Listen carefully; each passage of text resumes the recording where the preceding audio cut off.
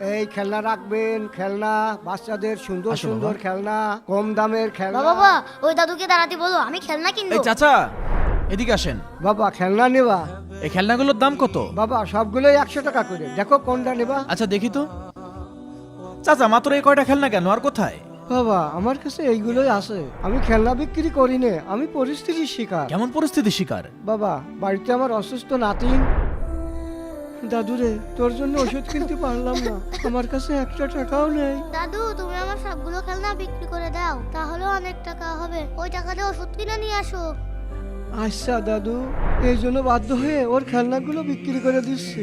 বাবা তুমি এই দাদু সবগুলো খেলনা কিনে নাও, তাহলে দাদুর অনেক উপকার হবে। ঠিক আছে বাবা। চাচা দেন, এগুলো সব দেন। উনি এগুলো সব ধরো। যাক, এইবার মনে হয় ওষুধ কিনতে পারবো না। চাচা এই নিন 1000 টাকা। আলহামদুলিল্লাহ, বাবা আল্লাহ তোমার ভালো করুক। বাবা ওই দাদুকে দাঁড়াতে বলো। এই চাচা দাঁড়ান। হ্যাঁ আসো এদিকে আসো। কি বাবা? ডাকলে কেন বলো? বাবা দাদুর এই সবগুলো খেলনা ফেরত দিয়ে দাও। না বাবা, এই খেলনাগুলো ফেরত দিও না বাবা, আমার এই টাকাগুলো খুব দরকার। না দাদু, আপনি ওই টাকাও রেখে দেন, খেলনাগুলোও রেখে দেন। কেন? বাবা এগুলো খেলনা না, এগুলো হচ্ছে ওই বাচ্চাটির খুশি।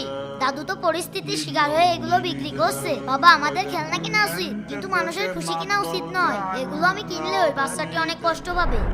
তুমি একদম ঠিক বলেছো। চাচা এই নিন, এই খেলনাগুলো সব ফেরত নিয়ে নিন। এই যে ওই মেয়েটার পুতুল, এই যে এটাও নিন। দাদু আল্লাহ তোমার অনেক বড় করুক। বন্ধুরা ভিডিওটি ভালো লাগলে অবশ্যই লাইক করবেন। এই ভিডিওতে আমাদের 20,000 লাইক চাই।